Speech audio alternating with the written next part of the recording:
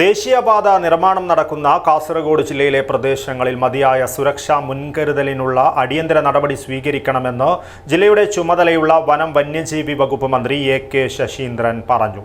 ജില്ലയിൽ കാലവർഷക്കെടുതികൾ നേരിടുന്നതിന് സ്വീകരിച്ച നടപടികൾ അവലോകനം ചെയ്യുന്നതിന് കാസർഗോഡ് കളക്ടറേറ്റ് കോൺഫറൻസ് ഹാളിൽ ചേർന്ന യോഗത്തിൽ അധ്യക്ഷത വഹിച്ച് സംസാരിക്കുകയായിരുന്നു മന്ത്രി.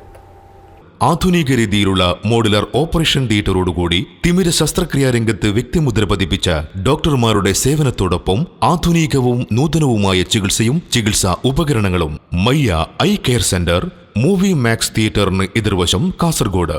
ജനങ്ങളുടെ ജീവനും സുരക്ഷയ്ക്കും മതിയായ മുൻകരുതൽ സ്വീകരിക്കേണ്ടത് അടിയന്തര പ്രാധാന്യമുള്ളതാണെന്നും അതിൽ ഉദാസീനത അനുഭവിക്കാനാവില്ലെന്നും മന്ത്രി പറഞ്ഞു.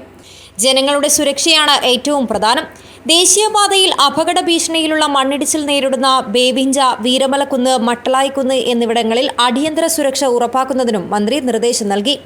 വെള്ളക്കെട്ട്, ഗതാഗത തടസ്സമുണ്ടാകാതിരിക്കാനും വീടുകളിൽ വെള്ളം കയറുന്നത് തടയുന്നതിനും മുൻകരുതൽ സ്വീകരിക്കണമെന്നും ആവശ്യമായ ഓവുചാൽ സംവിധാനം ഉറപ്പാക്കണമെന്നും മന്ത്രി നിർദ്ദേശം നൽകി. കാലവർഷവുമായി ബന്ധപ്പെട്ട് ജില്ലയിലെ വിവിധ വകുപ്പുകൾ നടത്തിയ പ്രവർത്തനങ്ങൾ മന്ത്രി അവലോകനം ചെയ്തു.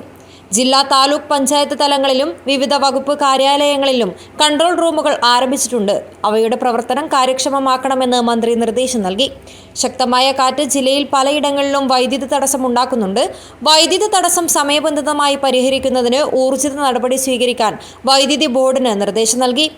Rajmohan Unnithan MP, M. Rajagopalan MLA, ജില്ലാ കളക്ടർ K. ഇമ്പശേഖർ, വിവിധ വകുപ്പുകളുടെ ജില്ലാതല ഉദ്യോഗസ്ഥർ തുടങ്ങിയവർ യോഗത്തിൽ സംബന്ധിച്ചു. News bureau, Kasaragod.